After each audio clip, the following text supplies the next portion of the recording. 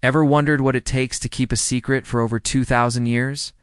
We're talking about a secret so big, it's guarded by an entire army made of clay. This is the story of Qin Shi Huang, the first emperor of a unified China, and his final, unopened resting place. When Qin Shi Huang died in 210 BC, he didn't just want a simple burial. He wanted an eternal empire, a kingdom to rule even in death. So he commissioned a tomb complex so vast, it's like a small city buried underground.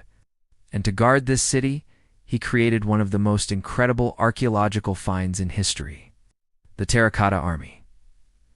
Discovered by farmers in 1974, this subterranean army is absolutely breathtaking. We're talking about more than 8,000 life-size statues of soldiers, chariots, and horses, all crafted from clay. What's mind-blowing is that each soldier has a unique face, hairstyle, and expression. It's as if the emperor's real-life army was perfectly replicated to protect him for eternity. Archaeologists have been painstakingly excavating and restoring these warriors for decades. But they represent only a fraction of what the mausoleum might hold. Because here's the truly fascinating part: the main event.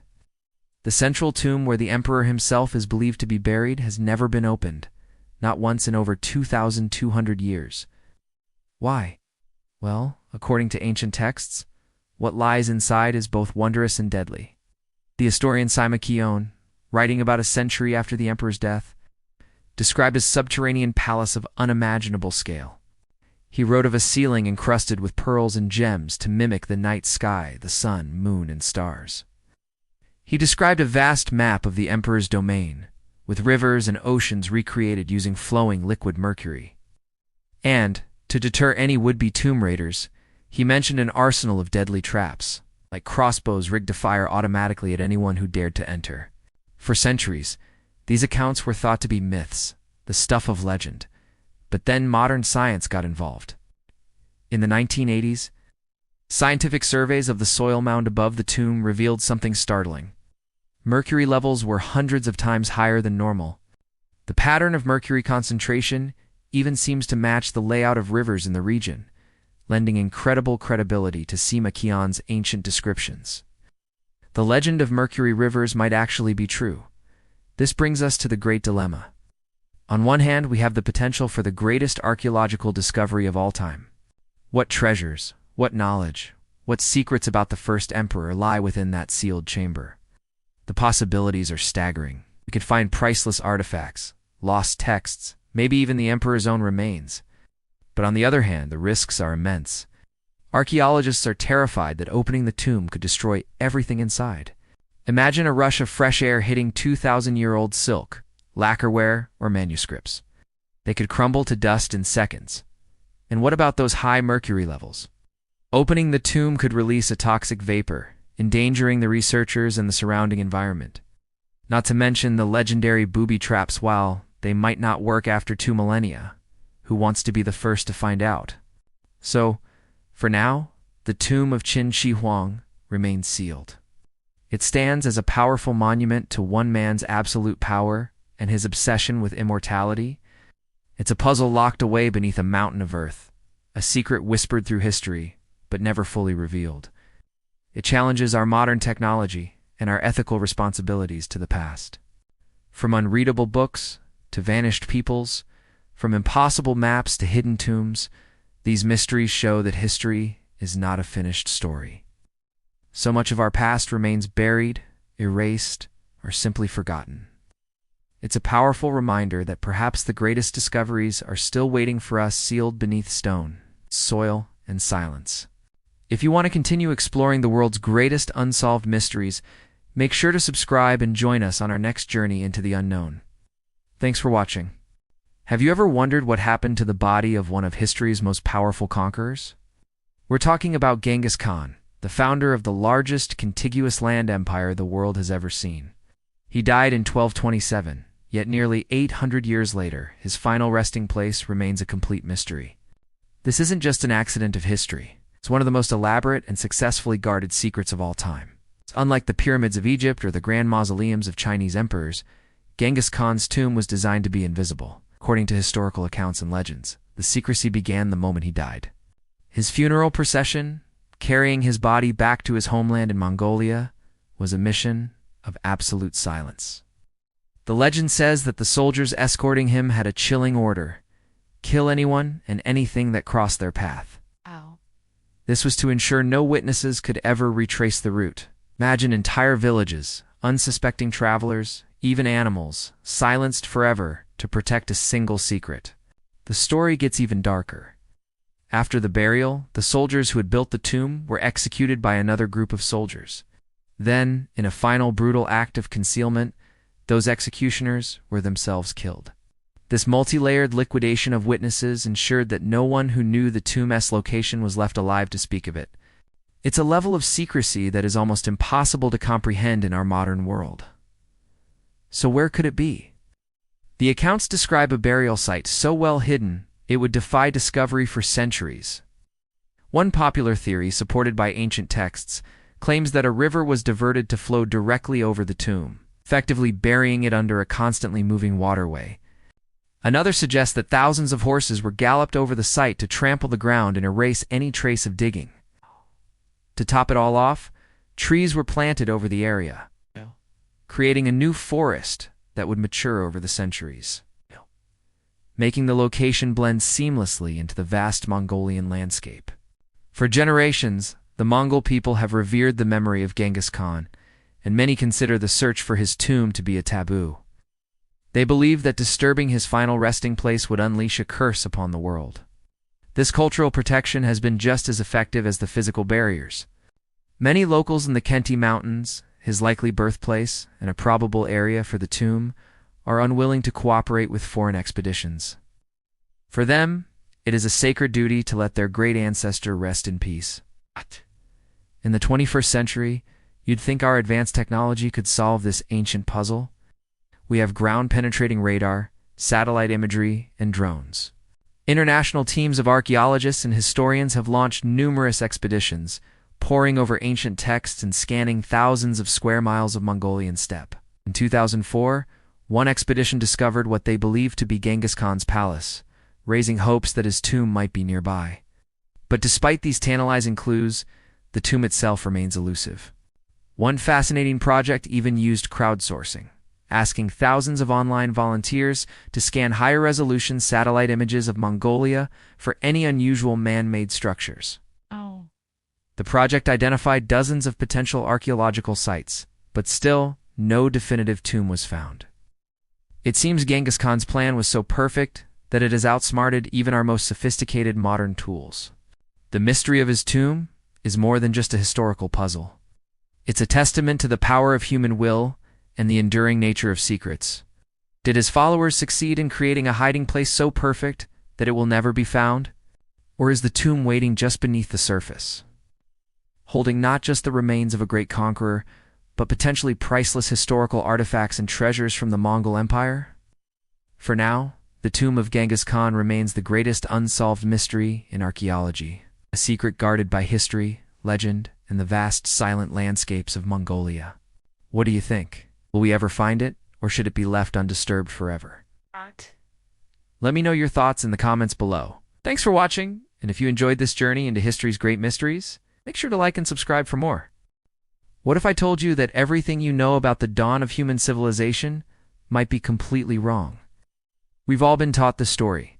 First came agriculture, then people settled down, built villages, and eventually, grand temples and cities. But what if that's not how it happened at all?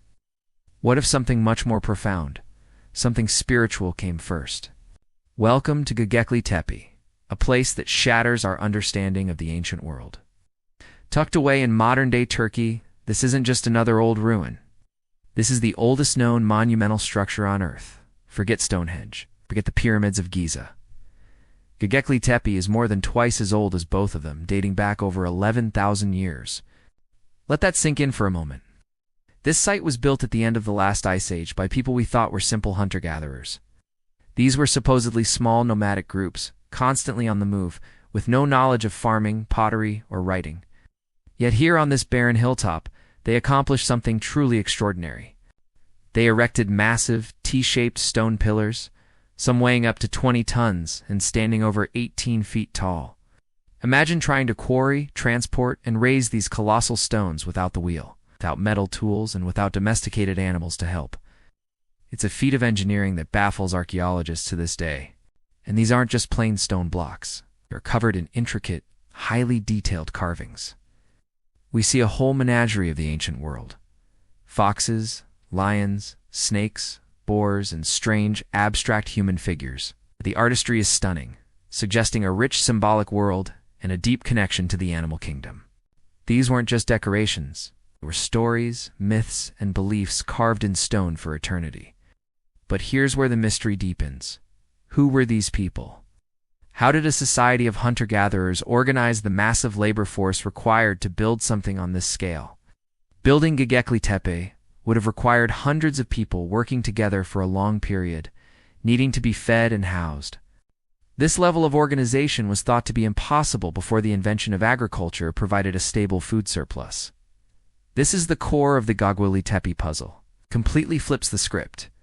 It suggests that it wasn't the need for food that brought people together. Instead, it might have been the desire to build this sacred place, a shared belief system, a common spiritual goal that sparked the agricultural revolution itself. Perhaps people started farming not just to survive, but to support the community that gathered at this incredible temple complex. It's the idea that religion, or a shared worldview, was the catalyst for civilization, not a byproduct of it. And the final mind-bending twist? After centuries of use, the builders of Göbekli Tepe did something completely bizarre. They deliberately and carefully buried the entire site. They backfilled the massive enclosures with dirt, rocks, and animal bones, preserving it perfectly for millennia until its rediscovery in the 1990s. Why would they bury their own magnificent temple? Was it to protect it? Is it a ritual act? A kind of decommissioning of a sacred space? Or did their beliefs change, rendering the site obsolete? We simply don't know. The act of burying it is as mysterious as the act of building it. Göbekli Tepe isn't just a collection of old stones. It's a profound question mark in our history. It challenges us to rethink the very origins of society, religion, and what it means to be human. It tells us that our ancient ancestors were far more complex and capable than we ever imagined. They weren't just surviving. They were thinking, believing, and creating on a grand scale, driven by ideas that were powerful enough to change the world. As excavations continue, we uncover more questions than answers. Each new pillar and carving adds another layer to the enigma. What we're looking at is the birthplace of a new world, a revolution in human consciousness frozen in time. What other secrets are still buried beneath the Turkish soil, waiting to rewrite our history books once again? Thanks for joining me on this journey back in time. If you found this as fascinating as I do, make sure to like, subscribe, and hit that notification bell so you don't miss our next deep dive into history's greatest mysteries. See you next time. Have you ever heard of a map that could rewrite history? Let's travel back to 1513 to the Ottoman Empire.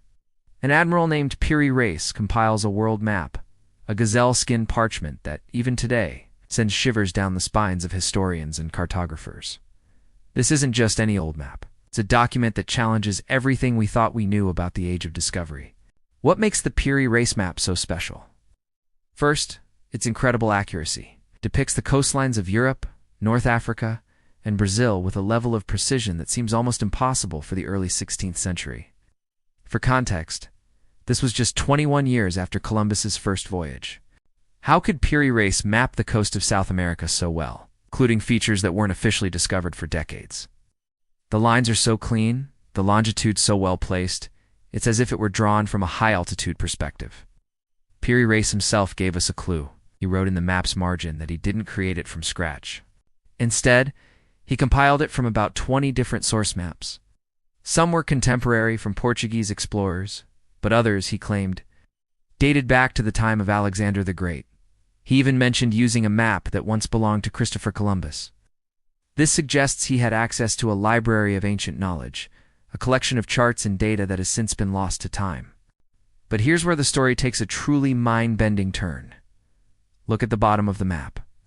Some researchers, most famously Professor Charles Hapgood, made a startling claim in the 1960s. They proposed that the southernmost landmass shown on the map is actually the coast of Antarctica. but not the Antarctica we know today. They argued it shows the coastline of Antarctica asterisk. Before asterisk, it was covered by ice. Think about that for a second. The Antarctic ice sheet is millions of years old. For a map to show its ice-free coast, the original source material would have to be thousands, if not tens of thousands, of years old. This would mean that an advanced seafaring civilization with global mapping capabilities existed in our deep past, long before the Egyptians built the pyramids. Of course, this theory is highly controversial. Mainstream historians and geographers are quick to point out alternative explanations. They argue that the southern landmass might just be a distorted representation of the South American coastline, bent eastward to fit on the parchment. They suggest that the ice-free features are just coincidences or misinterpretations. After all, the map isn't perfect. It has its own share of errors and distortions, like missing the entire Pacific Ocean. So, who is right? Is the Piri Reis Map a simple, albeit skillful, compilation of 16th century knowledge? Or is it a surviving fragment of a much older, more advanced legacy? The debate rages on.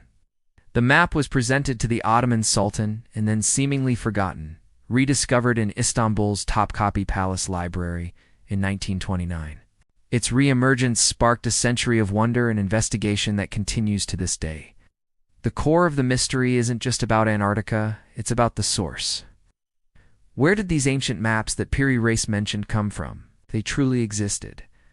They would prove that civilizations we consider ancient were far more sophisticated than we give them credit for. Perhaps figures like Columbus and Magellan weren't discovering new worlds, but rediscovering them, guided by the faint echoes of a forgotten age of exploration. The Piri Reis Map is more than just an old piece of parchment. It's a tantalizing what if. What if our timeline of human achievement is wrong? What if there are entire chapters of our history that have been erased by time, with only strange artifacts like this map left to hint at what we've lost? It forces us to question the narrative that we are the pinnacle of progress. Maybe in some ways we are just catching up. What do you think? Is this proof of a lost ancient civilization? Or just a beautiful, fascinating, and slightly inaccurate 16th century map? Let me know your theories in the comments below. The truth might be stranger than any of us can imagine. Thanks for watching, and if you enjoy unraveling history's greatest mysteries, make sure to like this video and subscribe for more. Imagine digging in your own backyard and stumbling upon a mystery 2,000 years in the making. That's exactly what happened in Alexandria, Egypt. Back in 2018, construction workers were clearing ground for a new building when they hit something hard. It wasn't just a rock. It was a colossal, 19-ton black granite sarcophagus, the largest ever found in the city. The moment news broke, the world held its breath. What ancient secrets could be locked inside? For weeks, speculation ran wild. Was it the long-lost tomb of Alexander the Great himself? Or perhaps a high priest, a forgotten pharaoh, or even a victim of some ancient curse? The sarcophagus was completely sealed with mortar, untouched for millennia. It bore no inscriptions, no hieroglyphs, no clues whatsoever. Just a menacing, polished black surface that seemed to absorb all light and all hope of an easy answer. The sheer size and lack of markings made it an unprecedented find. The day of the opening was a major event. A team of archaeologists, engineers, and government officials gathered around, the air thick with anticipation. With immense effort, they pried the heavy lid open, inch by painstaking inch. What they found inside was both gruesome and baffling. There were no golden treasures, no royal regalia. Instead, the sarcophagus was filled with a murky, reddish-brown liquid. Floating in this mysterious sewage-like water were the skeletal remains of 3 individuals. The smell was reportedly overwhelming, but the mystery only deepened. The reddish liquid was just groundwater that had seeped in over the centuries, mixing with the decomposed remains. But who were these 3 people? Forensic analysis revealed they were 2 men and 1 woman, likely soldiers. One of the skulls even had a small hole, evidence of trepanning, an ancient form of brain surgery. This suggests someone tried to save his life, but ultimately failed. Despite these small details, the central question remains unanswered. Why were these three buried together in such a magnificent, yet anonymous coffin? Were they heroes who fell in battle, granted a special burial? Or were they a family, struck by tragedy? The sarcophagus dates to the Ptolemaic period, somewhere between 305 and 30 BC. A time of great change and conflict in Egypt following Alexander the Great's death. This was the era of Cleopatra, a time of Greek rulers in an Egyptian land. The lack of any identification is what makes this discovery so haunting. In ancient Egypt, names and titles were everything. They were essential for the journey to the afterlife. To be buried without your name was to risk eternal oblivion. So, was this anonymous burial intentional? A punishment, perhaps? Or was the sarcophagus prepared in a hurry, its inscriptions never completed? We simply don't know. The Black Sarcophagus of Alexandria is a powerful reminder that history is not just in museums. It's right under our feet. Beneath the bustling streets of modern cities lie countless untold stories waiting to be discovered. These three unknown souls, locked away in darkness for 2 millennia, have given us one of the greatest archaeological puzzles of our time. Their silence speaks volumes, challenging us to keep digging, keep questioning, and never assume we know the full story of our past. What other secrets does Alexandria hold? We can only guess. Thanks for watching, and if you're fascinated by ancient mysteries like this, be sure to subscribe for more. Imagine stepping back in time over 13,000 years ago to a North America you wouldn't recognize. A land of giant sloths, saber-toothed cats, and mammoths. Roaming this landscape were one of the earliest known human cultures on the continent, the Clovis people. We know them through their incredible craftsmanship, specifically their distinctive stone spear points found from coast to coast. For centuries, they thrived, master hunters adapting to a wild and challenging world. Then in the blink of an archaeological eye, they vanish. It's like a ghost story from the Stone Age. One moment, their tools are everywhere. The next, they're gone. The Clovis culture disappears from the record, leaving behind one of the most profound mysteries in human history. What happened to them? The puzzle has fascinated scientists for decades, and the theories are as dramatic as the disappearance itself. One leading idea points to a massive climate catastrophe known as the Younger Dryas. Picture this. The world was slowly warming up after the Ice Age, and then suddenly, bam. The planet plunged back into near-glacial conditions. Temperatures plummeted, ice sheets advanced again, and the ecosystems the Clovis people relied on were thrown into chaos. Did this abrupt, brutal cold snap wipe them out, starving them as their primary food sources, like the mammoths, died off? It's a compelling theory. The timing lines up almost perfectly with the disappearance of Clovis's artifacts. But there's another, even more explosive theory. What if the disaster didn't come from Earth, but from the sky? Some scientists propose that a comet or asteroid exploded over North America around the same time.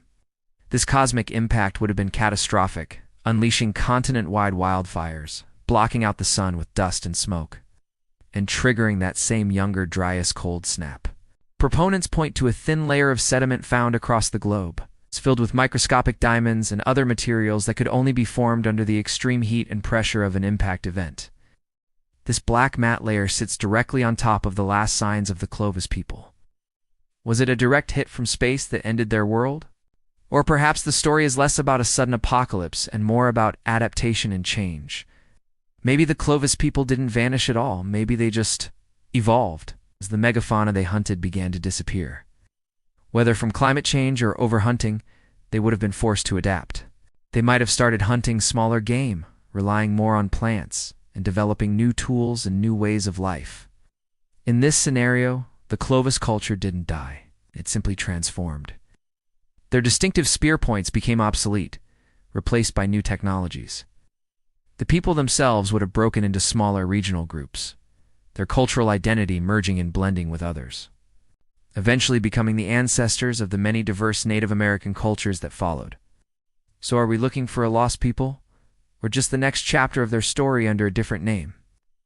It's a debate that rages on in the world of archaeology. Were they victims of a planetary cold spell, annihilated by an extraterrestrial event? Or were they simply masterful survivors who adapted so well that they changed their own cultural signature? Each piece of evidence we uncover a new tool, a sediment core, a genetic study. It's another layer to the mystery. The silence left behind by the Clovis people is deafening.